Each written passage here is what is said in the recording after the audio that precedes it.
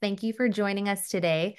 This is our first ever Influencer Marketing Made Simple, a Brand's Guide webinar. This is going to be the first of a quarterly series of brand education for brands on influencer marketing. We're so grateful to have you here and to be having these conversations that are much needed in the industry right now. My name's Abbey Rodriguez. I'm the founder and CEO of Tastemaker Conference. I'm joined with my team and my COO and business bestie, Chandice Probst. She is co-hosting this webinar today. And then we have some special influencer guests as well who will be speaking with us on this panel, and Chandice is going to introduce them in a second. But I just want to give you a background about Tastemaker. We specialize in uplifting the creator economy, specifically within the food niche, and providing targeted education for everyone involved in that ecosystem in order to thrive. Our brand values, our community education experience, you can see that, over here to the side, and legitimacy of the creator economy is really that next level that we are trying to educate and inspire beyond the creators, but also bringing in the brands and members and retailers and buyers on that side of the ecosystem as well. So these quarterly webinars are for brands who are interested in learning more about the power of influencer marketing, best practices for maximizing influencer relationships and campaigns to get engaged eyes on your brand. So today we will cover the basics of what makes influencer and brand relationships successful. We'll dive into the benefits of UGC, so user-generated content, and we will end at 12:35. This is 45 minutes long. Give about 10 minutes for Q&A, where you can get answers to your specific questions from our panel of creators. So we are incredibly excited for this conversation, and we want to thank you for being here. And I'll turn it over to Chandice to welcome our guests. Well, hello. We're so excited to have you guys here, and we want to begin by welcoming all of our incredible guests today and take a few moments to introduce them to all of you. So we're going to start with Zoha Malik. You'll give everyone a wave. With over 83,000 followers on Instagram at Bake with Zoha. Zoha is known for her creative and engaging food content. Her expertise in crafting mouth-watering visuals and recipes has garnered an active following and made her a trusted partner for branded content. So welcome, Zoha. We appreciate you being here. Sara Ayesh is the founder of White Kitchen Red Wine and averaging 812.9 thousand monthly views on Pinterest. Sarah specializes in elevated recipes and entertaining tips. Her authentic approach to food and visual storytelling has made her a trusted voice in the food community and a reliable brand ambassador. So welcome, Sarah. Sarah with an H, Gallo, is representing InfluenceKit, a tastemaker friend and a sponsor that specializes in helping connect brands and influencers through a seamless virtual dashboard. From sharing campaign deliverables and analyzing campaign reports, InfluenceKit makes influencer marketing so much easier.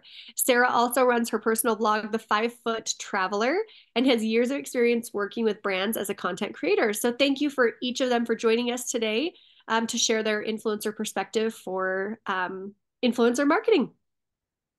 Awesome. Okay, so we are breaking this into sections, but before we get into that, we have a handful of live participants. So we would love for you to utilize the chat in terms of you engaging with the audience here today and being able to ask us questions. We'd love to hear what brand you're representing, your level of experience with influencer marketing, whether you're beginning, you're interested, maybe you've been doing it for a while, but you just want an insider look from the creator side, which is incredibly valuable information. So if you want to drop that there, we'd love to quickly just see who's joining us. Chef Jen, you're excited to hear from us. Nice to see you, Chef Jen. So feel free to drop your information over there so we can see who's joining. So this first section is about identifying influencers who align with your brand values and create authentic content that resonates with audiences, and really understanding that at the baseline, your influencer partnerships need to resonate and be authentic. And I don't know, for those of you who are joining from the SFA side, if you attended any of the past fancy food shows, we have had influencer panels the last couple of shows. And this has been a topic that we have discussed in length. And so it'll be nice to get that perspective there. So Sara Ayesh, I'm going to direct this to you. This first question: what are the key factors that influencers weigh when considering brand partnerships? For me, and I think I could speak for a lot of influencers, we want something that feels authentic. I always ask myself these two questions in my head when I am debating whether or not this might be a right fit for me or for this brand. Can I authentically endorse this product and authentically, or brand, not necessarily just product, but can I endorse it and incorporate it naturally and genuinely into my own content? And it aligns with my brand identity too. And secondly, do I get to create content that is authentic to my creative process? I feel like this is a huge factor for me when I'm weighing on if I want to work with a brand. Do they want me to do something creative with this and put my own spin on it? Or do I have a list of really specific parameters that kind of have to fit into this box that make my creative process less fun and less authentic? And I think that my audience can see that when it comes across. So being able to work with a brand that aligns with my brand identity and be creative in the process. Yeah. Yeah, absolutely. I mean, in just seeing your work. So Sarah was with us. We did a food photography retreat in Italy this summer, and Sarah had the opportunity to do a campaign with a brand, and it was just so interesting to be able to see behind the scenes. I mean, we're all creators there, but even seeing how individual each creative process is incredibly important. So I appreciate that. Zoha, would love to hear your perspective on this. Yeah, happy to share. And I think the gist of it is very similar to what Sarah said, but I'll share the way I think about 5 different questions I ask myself every single time that a partnership opportunity comes my way. I think at the gist of it, a successful social media branded partnership really depends on whether or not the the brand and the product and the influencer have an organic fit together, right? Because if it's not natural, if it's not organic, the audiences are going to wonder what's happening, where this comes from. It's going to read like an ad and it's just not going to go over as well. So I feel like the questions I always ask myself, the first 2 are just like a very simple check. Do I like the brand and do I like the product? And it doesn't mean that it has to be a brand that I have known for years and I'm really well aware of. I have worked with brands who I didn't know before the specific partnerships, but I will do just a little bit of research to make sure that there isn't any glaring red flag or misalignment with my own personal values. So that's just like a very quick check. Then I think for the product, very similarly, I do want to make sure that I actually do like the product and I'm not lying because I'm not good at lying. And I think it's really important for influencers to build trust with their audiences over time. And if you're not authentic that way, like it will catch up to you fast. I think then number 3, as Sarah was saying, can I make organic, natural content with this specific product, which is going to be very similar to the normal content that I make all the time. And I think for me, that means because I'm sharing food and baking recipes, if it's a food or baking related product or campaign, then it's a very easy way for me to naturally fit it into my content. And that feels to my audience as, another recipe that Zoha posted, another video that Zoha posted, and not like, oh, Zoha is now doing an ad. I think that is probably the most important thing. But also equally important to me now, having been doing this for a few years, is do I get the sense that this brand understands the value of content and understands the value of a content creator or influencer's time? Because I feel like in this world, we can all probably agree that content is king and it takes a lot of work. It's not as easy as a lot of people perceive it to be. And I want to make sure that I get the sense that even if we are going to be negotiating, which is always going to happen, that I get the sense that the brand understands that value of the content, is willing to negotiate fair compensation, even if it never matches my actual rates, but it still feels fair and doesn't just feel like a very low number that I feel doesn't even compensate my time. That is really, really important to me as well. And I feel like there was another quick one in there. Yeah, as Sarah said, having creative freedom and not getting too prescriptive with exactly what video needs to be filmed and exactly the script I need to follow, because as you get more and more prescriptive, I know that this is not going to perform as well as my usual content. Mm-hmm. Yeah, I think we've all been sent that that's like this 10-page document, and you're like, oh, I mean, yes, we want some guidelines, but it can be a little overwhelming. So I think we've definitely all experienced that, and that's a huge part of that. So thank you for that perspective. Yeah, thank you, Zoha. I would like to ask Sarah Gallo. So tell us a little bit, as Sarah Ayesh and and Zoha have told us about what their parameters are. Tell us a little bit about the tools or platforms that are most effective for identifying suitable influencers and maintaining a positive relationship with them. And I specifically like the combination of the maintaining the positive relationship. Absolutely. So I'm here with InfluenceKit, and what InfluenceKit does is we give influencers and brands the ability to create always live reports. So essentially, it is a way to really track campaign reporting. So brands and agencies are able to join on one side, and they can invite influencers, have them all under like one umbrella, have the campaign deliverables, the parameters, contracts, hashtags, all under one. And then on the other side, on the influencer side, once they connect all of their accounts, we allow them, or we give them the ability to create always live reports, which means that we're able to pull the stats from their, let's say, Instagram posts, blog posts, Facebook posts, threads, etc. Really, we could connect to just about any platform out there, to pull those analytics associated with the campaign that the brand is trying to connect. So it eliminates a lot of that question from the brand side of things, like, oh, are we hiring the right influencer? Oh, are they beefing up their numbers? Oh, how is this performing? Are we getting realistic stats? Because it's all connected. The data is all protected, of course. Like the influencer's data is completely protected. A brand doesn't have access to any post analytics outside of whatever the influencer submits or uses with the tracking tag. But it's really a way to create this just professional, constantly updated reporting to really prove your value. So what's great about InfluenceKit is the fact that once you create your report, so say you create your report 3 days after you finish your campaign, the posts have probably gotten a good boost, but they might not have fully taken off yet. This report will continue to update every day for the brand. So if the brand wants to check back in 2 weeks, 3 weeks, a month, 2 months, that report will be there with the most up-to-date analytics.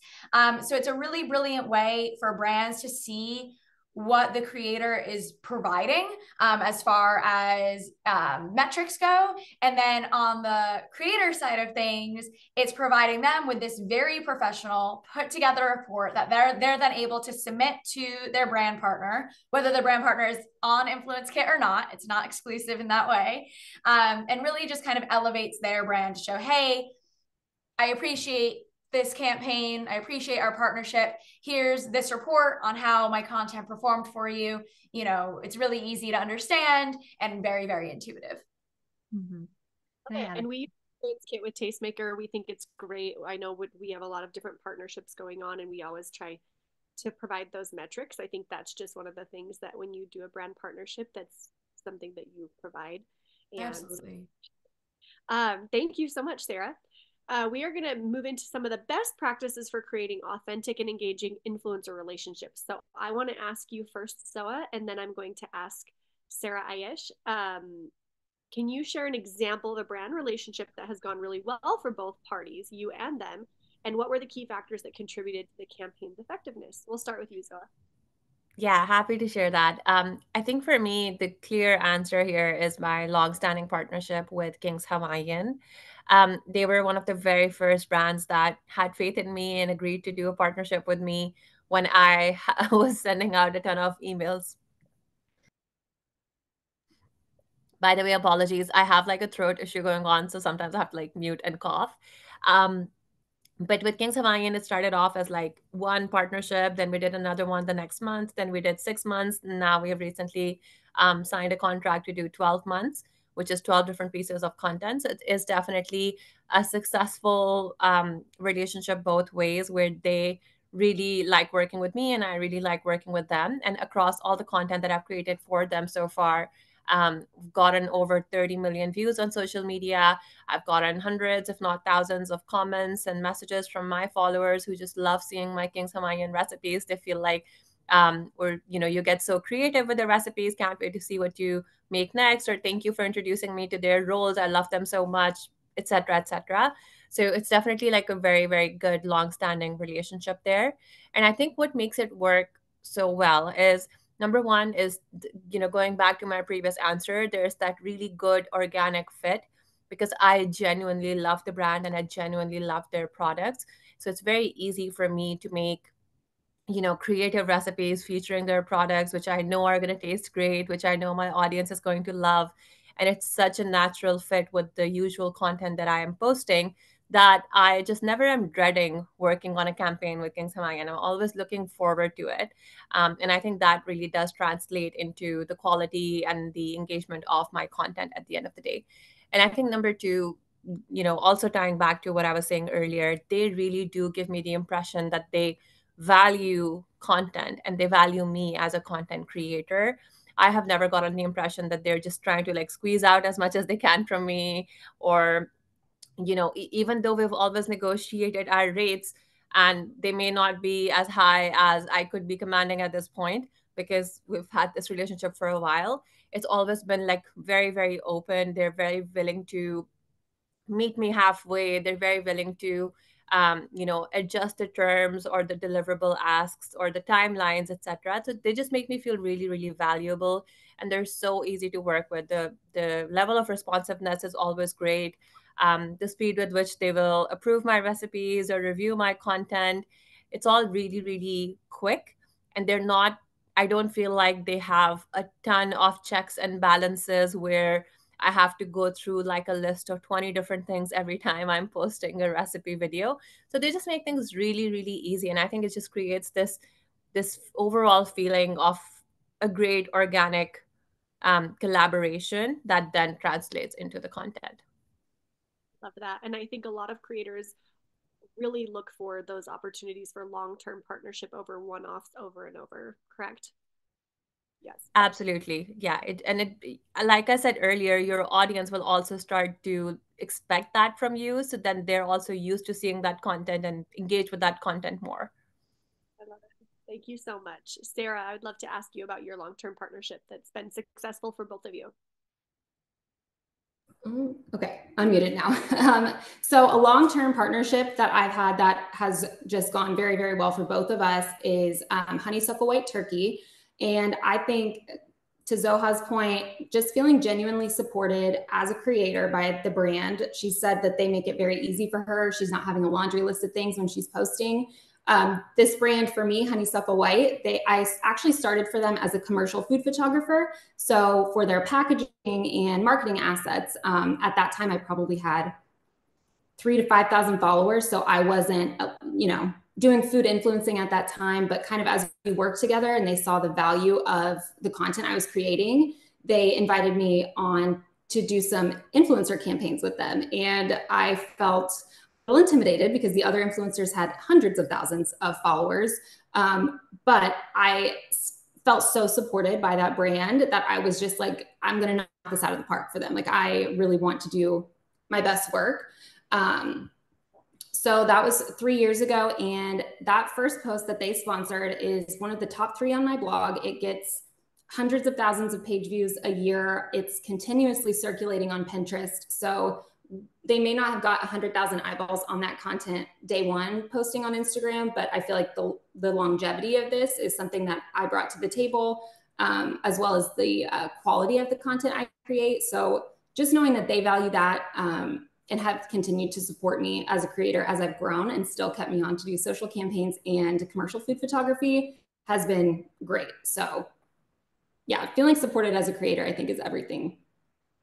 I love that. And I do think that that lends to the opportunity for you to, want to engage in those long-term partnerships and them wanting to have you return because it's a success for everybody. So thank you so much. I appreciate you guys sharing that. And I think that, to Sarah's point of talking about the content creation that you partner with when you work with an influencer or creator lives on, that longevity piece. And yes, there are certain terms on the length of it and depending on your contract and the agreement and what it is. But if it is a blog post and it's something that is an integral piece of their brand that they've built, like, their success is your success because they want to keep that on their website. And I just think, like, really thinking about the long-term effects of that. Because I think the thing that I've noticed with brands too is sometimes there's a little bit of sticker shock at first of like, how much is it for this? But you have to keep in mind, it's not just the short game. So I appreciate you calling that out, Sarah. So this next question, and then Sarah Gallo, I'm curious if you have any thoughts though, because you, before we move on to the next question, you are also a creator. You are on the metric tool side of things, but you're also a creator in the traveler space, correct? In wellness. So do you have any thoughts just off the cuff that you want to add to that conversation? As far as brands going really well and relationships with both parties, it's really going off a lot of what Sarah and Zoha have said. Authenticity is truly key, really communicating with people. And then one of the things I like to say is not to let budget be the end all break all, which is kind of what Zoha was saying, because sometimes there's a brand that's a perfect authentic fit and they might be smaller, and sometimes it's really wonderful to be able to support those smaller brands. And so I know in my own experience on the influencer side of things, I've had the ability to work with most of the world's largest brands in the travel, health, and wellness space, but I've also really, really loved supporting those smaller tourism boards, those smaller restaurants, those smaller mom and pop shops, because I know that the content that I could create could ultimately help them. And so I think that it's that give and take of absolutely knowing your worth and charging for that for sure, but also being willing to give back in that way to the people that, could really genuinely use us to be able to bring them in the spotlight. So I think that's been really exciting. So over my 14 years of being in the space on the influencer side of things, ultimately I've realized it's that balance of the really big guys and the really small guys, and ultimately finding what that authentic fit is. And then just making sure that, like everybody said, it blends with your content. It doesn't feel too ad focused, and ultimately that we are showcasing ourselves best as well as the brand that we're partnering with. Yeah, well said. Thank you.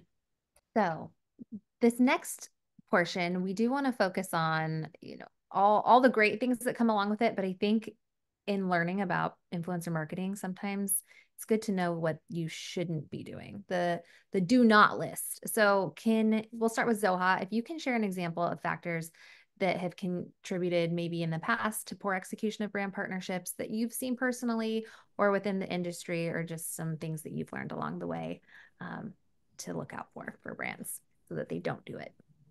Yeah, I think there are definitely some pain points that creators experience one in conversations with brands that can leave a bit of a sour taste in your mouth, because again, it just comes down to not feeling respected sometimes. As also, a full-time content creator, someone who's putting in the hours and whatnot. And I feel like for me personally, most of the poor experiences I've had with brands have happened before we ever even got to a signed contract and execution of a campaign. And I feel that it just comes down to things like a brand will reach out to you with this great sense of urgency, and they will make it sound like you have a sure shot at this paid partnership and you're pretty much the person that they want to work with, and they'll make it sound like you a great opportunity, let's work together on this. They'll ask you to put in the work to give a very, very detailed brief of the concept that you're going to be working on and how you're going to be working on this campaign, et cetera, et cetera. And they're already making you put in the work.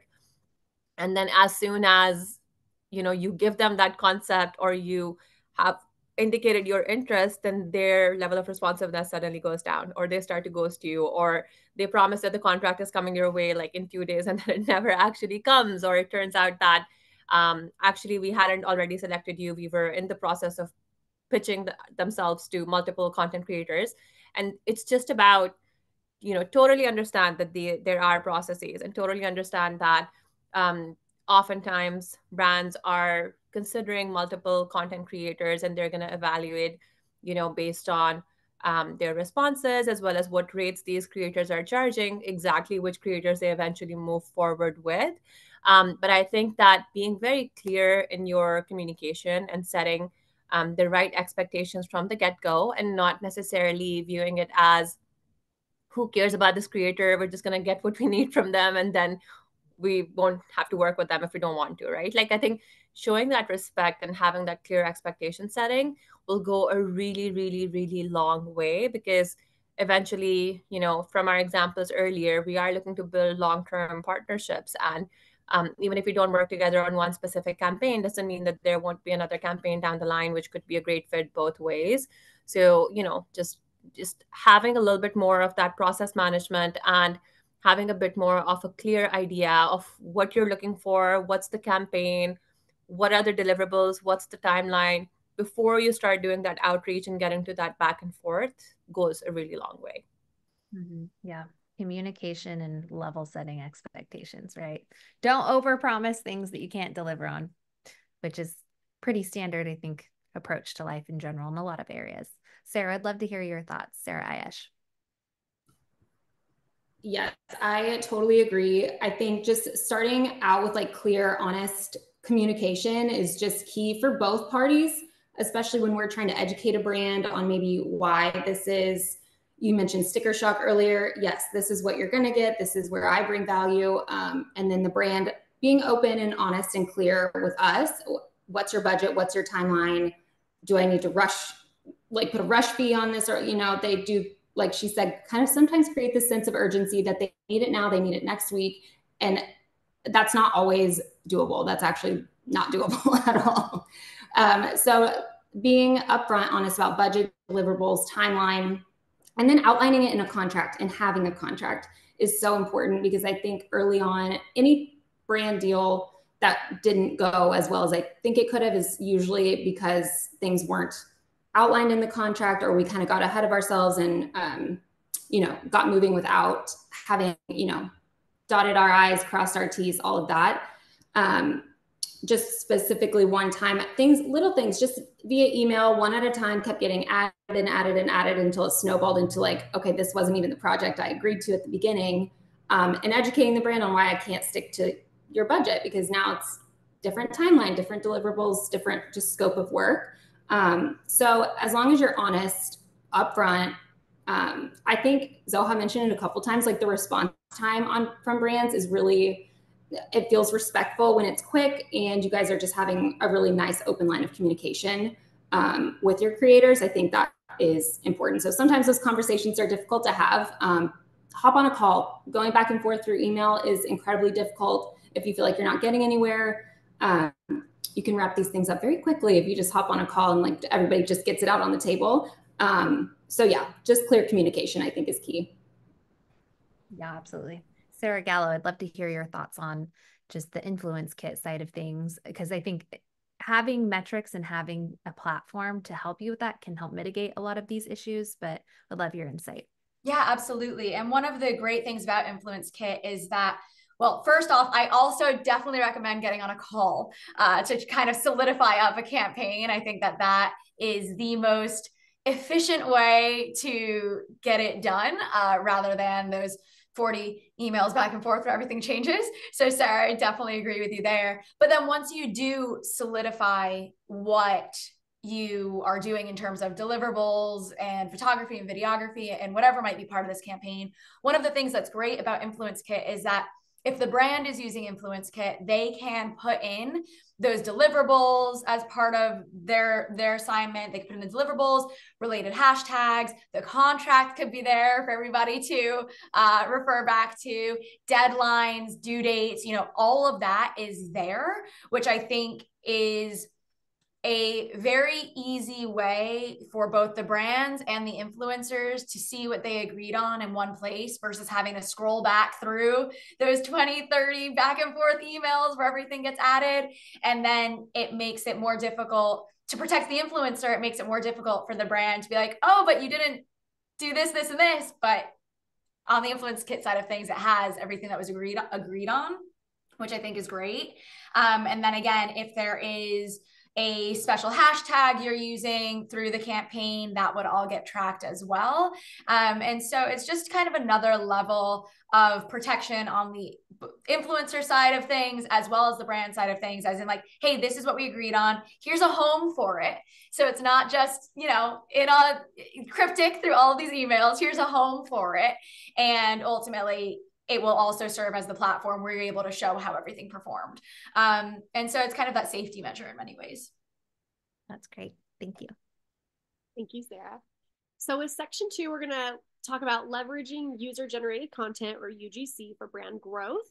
So we want to ask a few questions here about ways to encourage influencers to create genuine UGC. So I'm going to ask Zoha first, what factors are motivating to talk content creators when it comes to UGC? A little bit about that motivation.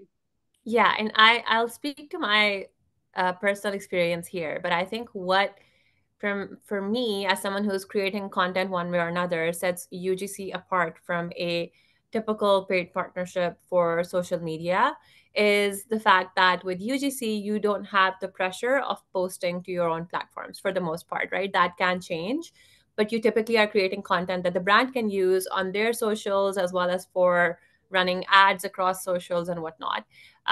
So that when you remove that element of I don't have to post this on my Bake with Zoha platform, it opens me up to go beyond my usual niche, because now I'm not asking that question of how easily and organically does this integrate with my content, right? Like, so I can now step beyond my usual niche of content and I can get a lot more creative.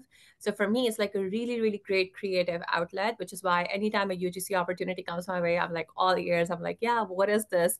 Obviously, there still needs to be some level of alignment. But for example, I have done UGC content creation for QuickBooks, which is, a tool that small business owners can use to manage their finances.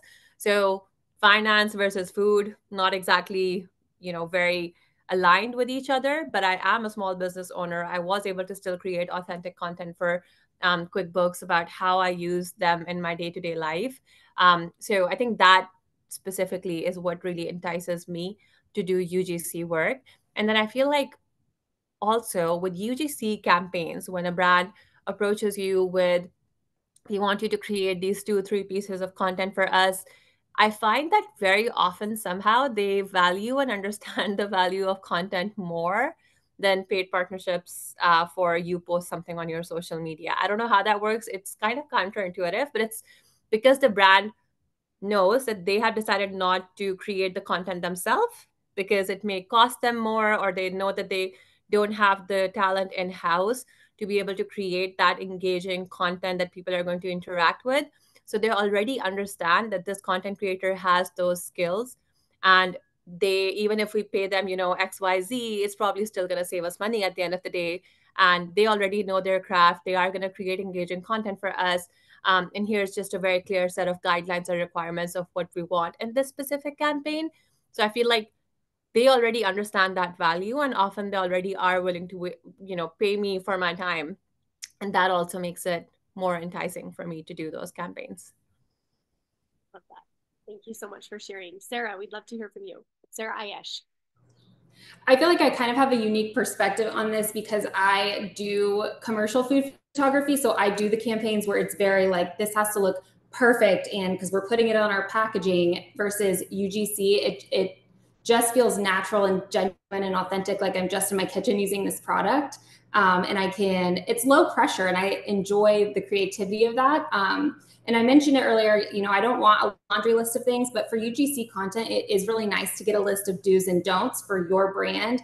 That way we don't have to edit, go back and forth on edits once content is created. So I think if you're a brand, having like a clear set of guidelines of do's and don'ts for your brand, what you're looking for when you're receiving your deliverables back is helpful from my end. And I also appreciate when it's more than just like a one-off project. Contracts or UGC videos of like 4 to 6 minimum are really nice to have, because they are just, I like that as a starting point, because then I get to really know your brand when I'm creating this content for them, versus just like a one-off. I don't feel like I really get to like get in there and know your brand as well. But if I'm creating 4 to 6 videos, like we can, there's an invisible string through all this that looks cohesive for your brand when you're presenting it to your, however you want to use the marketing assets. But it looks a little cohesive. That's just my opinion on that. Thanks. Thank you so much. And Sarah with an H, would love to see if there's anything that you'd like to add here as well. All right. So I am a huge proponent of UGC. I think it's an incredible asset for brands. Absolutely. And one of the things that we offer as part of InfluenceKit, and InfluenceKit is free for influencers to join, by the way, you're able to join for free. And one of the things we offer is you don't just have to be invited by a brand in order to use InfluenceKit. Anybody could go to influencekit.com, make a free account, and connect their profiles and put together any type of report. And so if somebody's either doing UGC as a whole, or they're doing a campaign that has some UGC attached to it, you're also able to add that into your report. So say that you have to deliver a reel, a TikTok, for a story set, and 5 photos for them to use in whatever way that was agreed upon in the contract, you would be able to upload those photos directly as part of your InfluenceKit report when you're submitting it to the brand. So it again gives you that all-in-one cohesive space and report that you're able to then give to a brand. So it just really makes you look more and more professional while elevating and amplifying your content. Perfect. Thank you so much. I appreciate it. And we would like at this point to open up. We appreciate everything that's been said. I think that this is a great perspective from all 3 of our guests. And like we said, we use InfluenceKit. We think it's a wonderful tool, great for metrics and keeping everything in one place, one platform. Also great to hear from Zoha and Sara Ayesh about their experience with creating content and working with brands. So at this time, we are going to open it up for Q&A, and Abby's going to be leading that. Yeah, thank you. So Bree and team, I see you have a question. As a brand, what is a good way to approach influencers to get their attention? This actually, just based on our time at the fancy food shows when we've been doing these panels live, that seems to be the #1 question that we get for those that aren't familiar. So that's a great question. First of all, I would love to turn it over to our panelists here. Zoha, what are your thoughts? Yeah, I do think it's a great question. I think I will share 2 things to avoid, because we do get a ton of emails from brands and even, Amazon shops that you've never heard of coming your way for collaborations. I think a few things that will make you stand out. #1, if you are willing to do a paid collaboration, put that in the subject line, paid partnership opportunity, and then write the name of your brand in the header. Include a very brief description of your brand or a link to your brand or what specific product you are looking to promote, which sounds really obvious, but a lot of brands don't do that. And I think another hygiene thing is, if you have an email, I don't know the correct terminology for this, which is not @gmail.com. Like if you are contacting me from a brand and you have a more official, professional looking email that is @thebrand.com, that's also going to help me automatically sift your email as more legitimate versus all of the scammy random emails that I'm getting. That makes a big difference. And then also just don't lie. What a lot of brands will tend to do, or a lot of managers who are reaching out from a brand to creators will do, is they'll write a really long paragraph about how much they love the creator's content and how they have been following them for years. And it'll be really obvious from the get-go that they actually have never seen my content. They have no idea who I am. And they're just saying that. It feels like unnecessary. You don't necessarily have to butter me up or tell me how much you love my content. I'm going to assume you like my content if you're reaching out to me. So don't do that. I think that all of those things to me will make me take that email seriously and look into it a bit more. Right. Sarah Ayesh, what are your thoughts? Yeah, I can add to that. I think email, first and foremost, is probably the quickest and most, and I know you have intentions to maybe have a deeper conversation if we're already going through email versus a DM in my Instagram. But however, if that's how you guys are organically connecting, if you guys are in contact with each other on Instagram, a DM is fine too to get my attention. Sometimes they do go to our spam boxes, so that's just one thing to keep in mind. So usually a creator will have their email listed in their bio, or even if they have a form to you could submit, like click the link in bio and go to their website if you truly want to, you know, find a little bit more about the creator, see their website, maybe their portfolio. You can usually they have like a submit or, you know, how to work with me. And those two things just in my email, my inbox. I think to Zoha's point, paid collaboration with, you know, brand is important because it just gives me an idea. Okay, they're interested in working with me. And don't use the blanket emails that like you get them and it says, dear, in all caps, content creator. Like they didn't even type my name in. They just sent it. Don't copy paste things like that. But yeah, I think email or an Instagram DM, but just know that those sometimes get buried. Sarah Gallo, what are your thoughts? Yeah, going off that, I would say make it hyper personal. You know, it doesn't need to be really long because that takes us way too much time to read, but keep it really hyper personal. Get our name right. I think that's really important. Make sure you know the brand that you're talking to, that you're pitching something that you know will actually be a right fit for us versus hitting our inbox, us looking you up and realizing like, this doesn't actually really fit at all. Why'd you spend the time to reach out to me? And so I think that's really, really important. And then I think realizing the difference between a paid partnership and an affiliate partnership, because a lot of brands will sometimes put paid partnership and then it's an affiliate partnership, which there's value to affiliate marketing 100%, but that is something completely different from a paid partnership. And so I think having that differentiation and knowing from the brand standpoint, if you're able to do something paid versus affiliate is important, and then not trying to cover it up. So not trying to ask about a campaign and then, you know, it sounds a paid campaign. It sounds really cool. We respond and then they're like, oh, so here's your affiliate link. Have fun. I think that's really important as well.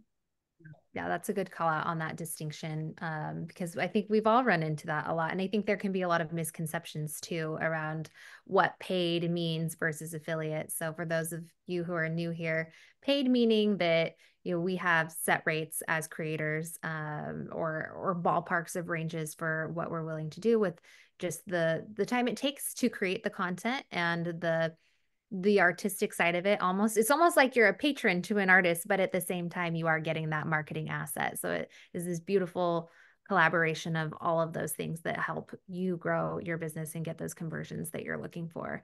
And so, you know, being able to pay them for that versus affiliates being, hey, here's a link, you can get a commission off of this. And that was a good point you made up, because our next webinar that we're doing is going to be all about affiliate marketing next quarter when we do that. So thank you, Sarah Gallo, for that nice little tie-in there. And so we are out of time, unfortunately, for the rest of the questions. But if you do have any questions, you can reach out to our team. You can reach out to Chandice at tastemakerconference.com. She's dropped her name in the chat here, and we will be sending a follow-up email with the replays to this for those of you that want more information or want those contact information of everybody.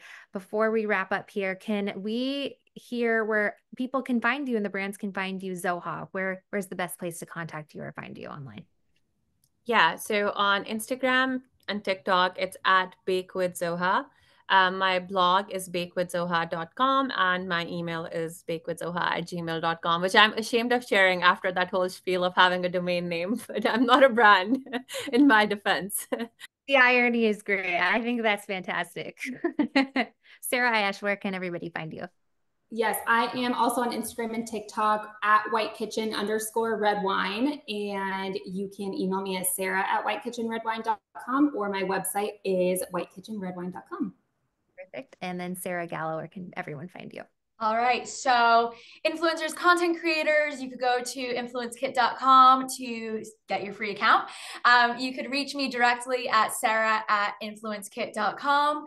We are going to be ramping up our social media soon at Get InfluenceKit. And in the meantime, you could find me at The 5 Foot Traveler.